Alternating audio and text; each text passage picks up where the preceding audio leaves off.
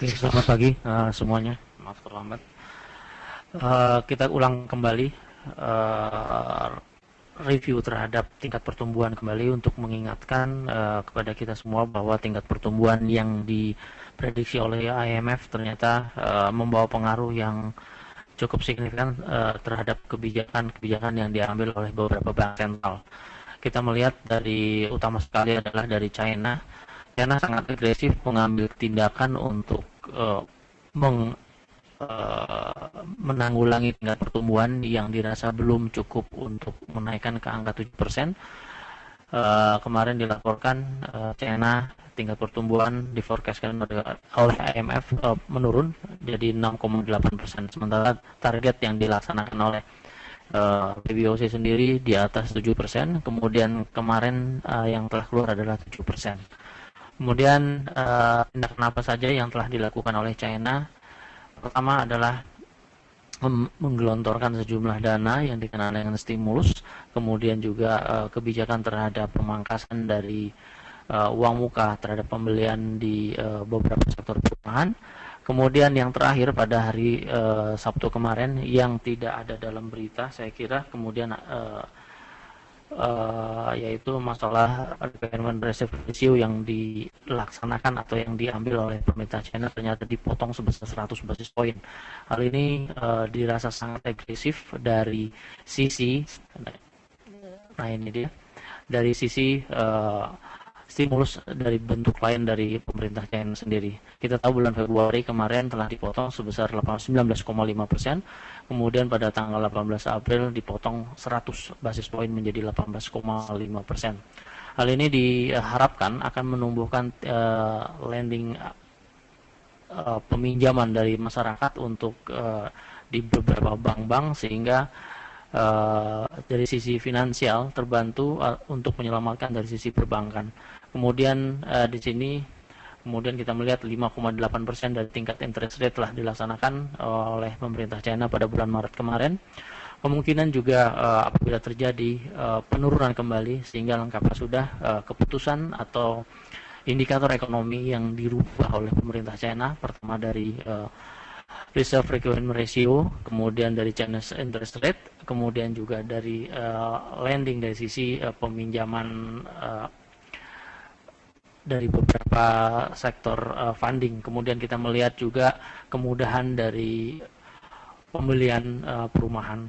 Nah, ini dirasa sangat agresif dibandingkan dari sisi lain atau dari negara-negara lain, dari beberapa zona lain, untuk mengatasi tingkat inflasi yang tidak tumbuh. Kemudian apabila kita melihat kembali ke Yunani, kemarin juga, nah ini kita kembalikan lagi tingkat pertumbuhan dari Eropa masih diancam masalah Yunani, dikarenakan kreditur-kreditur yang melaksanakan untuk membantu Yunani sendiri menginginkan tingkat penghematan dan syarat-syarat penghematan itu sendiri tidak disetujui oleh Yunani. Kemudian Christine Lagarde tetap secara keras tidak akan mengizinkan Yunani untuk menunda pembayaran hutang. Sehingga kita tahu ada 2 periode lagi pada bulan April ini dari sisi pembayaran hutang Yunani terhadap beberapa kreditur. Dan ini saya kira mempunyai ancaman baru lagi untuk di euro terhadap US dollar, penurunan lebih lanjut, di mana kita tahu untuk performa yang terjadi di euro terhadap US dollar sudah mulai membaik kemarin pada minggu lalu, kembali terancam untuk keadaan bearish kembali. Kemudian ini dia growth rate yang tadi saya sebutkan, telah diumumkan oleh pemerintah China sebesar 7% dari 7,3%, sangat lambat. Kemudian dari IMF sendiri ke 6,8%, diperkirakan pada tahun 2015 mendatang, pada penutupan tahun 2015 mendatang. Kemudian kita melihat di sini masalah Amerika Serikat sendiri masih belum tumbuh, saya kira untuk tingkat inflasi masih tetap di wilayah 0,2% CPI month to month. Kemudian apabila dilibatkan dari core, CPI month to month sendiri masih tetap di angka 0,2%. Hal ini telah terjadi selama 3 bulan berturut-turut, 0,2% di level yang sama. Kemudian juga kebetulan untuk pada hari Jumat kemarin di forecastkan 0,2%, ternyata tepat ke angka 0,2%. Namun begitu, secara historical data yang terlihat sendiri, setiap tahun pada awal kuartal biasanya terjadi kenaikan pada tingkat inflasi. Namun telah terjadi pada bulan keempat pada tahun 2015 ini tidak terjadi tingkat inflasi ke angka 0,3%. Pada tahun 2014 sempat menyentuh ke angka 0,3%, kemudian 2013 pada bulan Februari sempat menyentuh ke angka 0,3%. Namun untuk periode yang sama pada bulan ini, pada bulan tahun 2015 ini tidak menyentuh ke angka di atas angka 0,2%. Hal inilah sekiranya akan membuat pengaruh atau kegamangan dari pengambilan keputusan untuk menaikkan tingkat suku bunga pada bulan Juni, meskipun dari beberapa petinggi Fed sendiri tetap menginginkan peningkatan tingkat suku bunga akan dilaksanakan sebelum atau pada bulan Juni tahun 2015 ini. Terlihat uncertainty yang terjadi di kebijakan pemerintah Amerika Serikat, saya kira masih membayangi kebijakan untuk minggu ini. Kemudian consumer sentiment berbeda dengan kebijakan rencana untuk kenaikan tingkat suku bunga. Consumer sentiment yang dilaksanakan oleh Michigan terlihat di sini meningkat dari 93 angka indeks, kemudian naik ke angka 95,9 pada hari Jumat kemarin. Cukup optimis memang karena melampaui dari kebijakan atau perkiraan consumer sentiment yang telah dilaksanakan 2 bulan yang lalu, yaitu 95,4%. Sekarang 95,9%, sementara pada bulan Januari kemarin belum tersentuh di angka 98,1%. Kemudian dari Jepang membayangi kekhawatiran terhadap deflasi, resiko masih cukup besar meskipun keadaan yang terjadi sebelah kanan dari chart sendiri berkurang, namun masih tetap mempunyai resiko yang cukup tinggi. Kemudian dari sisi CPI yang direncanakan akan keluar untuk pengumuman minggu depan, terlihat CPI masih dalam keadaan mengkhawatirkan, yaitu mendekati ke angka minus. Kemudian pergolakan yang terjadi di dolar yen, setiap ke angka minus terjadi perlawanan dari pergerakan dari dolar yen mengarah ke penguatan dolar terhadap yen. Yen dirasa meskipun secara medium maupun short term mengarah ke angka penguatan di yen, namun long term masih terlihat melemah ke angka 120 hingga ke 125 dolar per yen ke depannya. Demikian urusan dari beberapa fundamental yang terbaca untuk minggu lalu. Bahkan terlihat juga ke depannya terlihat angka-angka inflasi merupakan angka-angka acuan penting untuk pergerakan dari beberapa mata uang, termasuk di Australia dolar, di Jepang maupun di Eropa. Ya, Pak Dwi, kalau dilihat juga pada hari Jumat kemarin memang untuk dolar Amerika menyentuh level terendah ya dalam 10 hari terakhir, karena serangkaian data pada minggu lalu memicu keraguan atas prospek kenaikan suku bunga acuan yang akan dilakukan dalam beberapa bulan mendatang. Begitu juga untuk indeks mungkin dipengaruhi juga ya terhadap data China, di mana aksi jual terpicu menyusulnya pemberitaan tentang rencana pemerintahan China melonggarkan aturan short selling dan membatasi over the counter margin perdagangan, serta berita dari Yunani ya, yang dirasa masih kurang bagus. Mungkin dilanjutkan lagi Pak Dwi. Yang langsung ke teknikal, kita melihat pergerakan harga. Nah ini dia. Pertama ke euro medium untuk daily terlihat menguat sebetulnya, namun penguatan masih terbatasi di angka 38,2 hingga 61,8, bahkan ke angka 50% dari swing terakhir yang saya rasa cukup dominan diambil, yaitu pada angka tertinggi di 1.10462 hingga ke 100% Fibonacci, yaitu di 1.5193. Artinya apa? Artinya keadaan euro saat ini dengan chart daily masih dalam keadaan stagnan. Kemudian medium atau kita melihat dari sisi candlestick memang mengarah penguatan, namun penguatan ini terbatasi di angka 50% dari band Fibonacci yang terbaca, yaitu di 38,2 hingga ke 61,8. Kemudian dari sisi pattern terlihat masih berada di bawah harga sekarang masih berada di bawah harga support yang terbentuk dari beberapa saat yang lalu, hingga dari bulan Maret, tanggal 13 Maret hingga sekitar tanggal 6 April atau 7 April, yang merupakan angka penarikan support yang terjadi. Terlihat di sini harga masih jauh dari harga support yang terbentuk, sehingga kita asumsikan untuk pergerakan euro, apabila kita sandingkan dengan angka fundamental yang terjadi, apabila terjadi fundamental yang cukup negatif, maka mudahlah kiranya euro menyentuh ke angka 1.07206 hingga ke batasan bawah ke 1.05193. Kemudian short term kita melihat untuk 1 jam. Nah, 1 jam sendiri telah membentuk resisten yang terbaca. Resisten terbaca di sini untuk jangka pendek.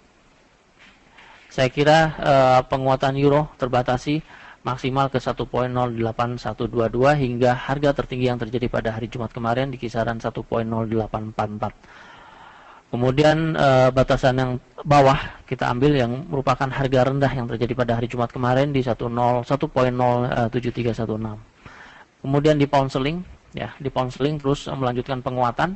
Untuk pattern sendiri masih melanjutkan head and shoulder inverse yang terjadi, sehingga target-target sendiri untuk pertama sekali menyentuh ke 1.49761 hingga rekor di 1.50540. Kemudian untuk pound sterling, fundamental yang terjadi masih mengarah ke tidak terlalu bagusnya performa fundamental yang terjadi di pound sterling. Kemudian juga menunggu dari hasil pemilu yang akan dilaksanakan pada bulan Mei mendatang sekitar tanggal 7 Mei.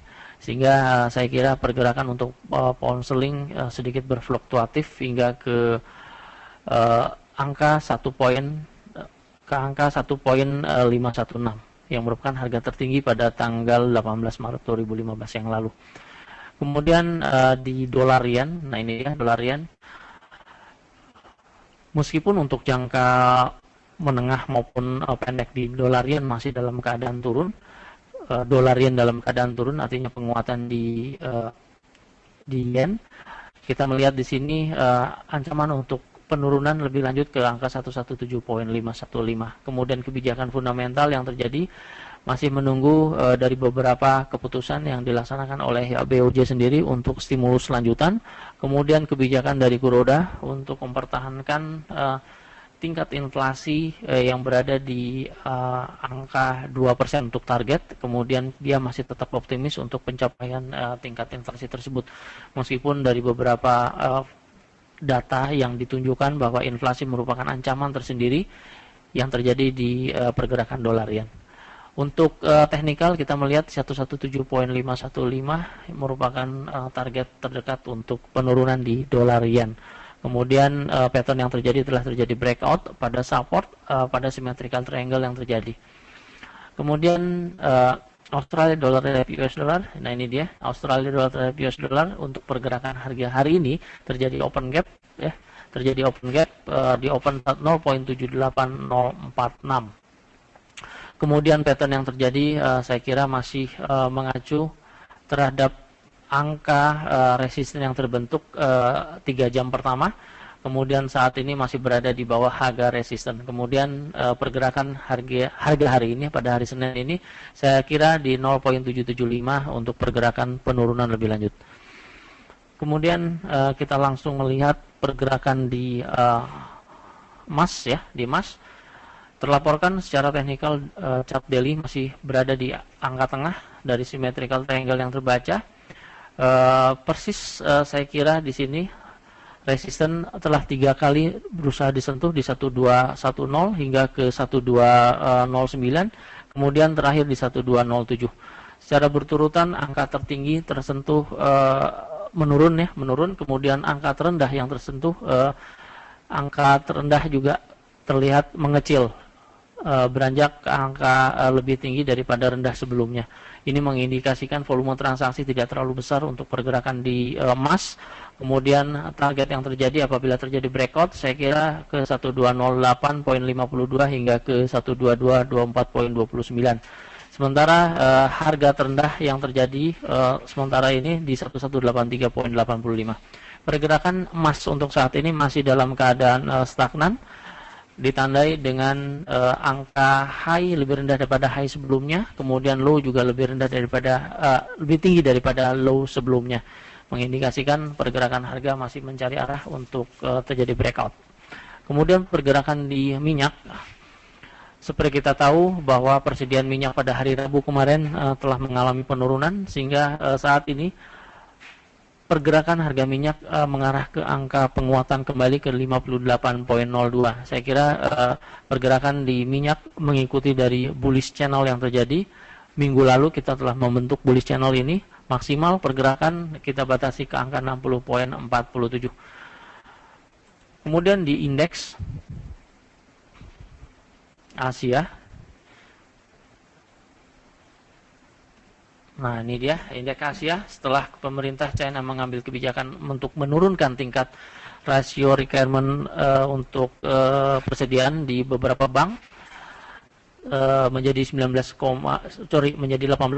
dari 19,5%, ternyata membawa pengaruh yang cukup signifikan untuk pergerakan di Hang Seng. Pergerakan Hang Seng sempat menyentuh angka tertinggi di 27.764 sebelum mengarah angka terendah kemarin, angka terendah pada 15 menit kedua, yaitu di 27.563. Pergerakan untuk Hang Seng untuk hari ini terus mengarah pelemahan, namun dibayangi masih tetap penguatan mengarah ke angka tertinggi pada hari Jumat kemarin, yaitu di kisaran 27.989. Kemudian Kospi, kita melihat dari Kospi juga masih dalam keadaan penguatan secara teknikal, telah menyentuh angka tertinggi yaitu di 269.20. Kemudian pergerakan untuk saat ini, untuk hari ini memang mengalami pelemahan, namun secara candle pada 1 jam terakhir terbaca untuk penguatan Kospi lebih lanjut mengarah ke angka tertinggi yaitu di high 269.80. Kemudian Nikkei mengikuti pergerakan dari pelemahan dolar yen sendiri, mengalami pelemahan lebih lanjut. Untuk Nikkei masih tetap sama di 19.423 hingga penguatan terbaca di 20.213 yang belum tersentuh semenjak minggu lalu. Demikian ulasan dari beberapa ulasan teknikal yang terbaca. Saya kira untuk pergerakan minggu depan kita masih concern terhadap pengumuman-pengumuman mengenai masalah inflasi di beberapa zona.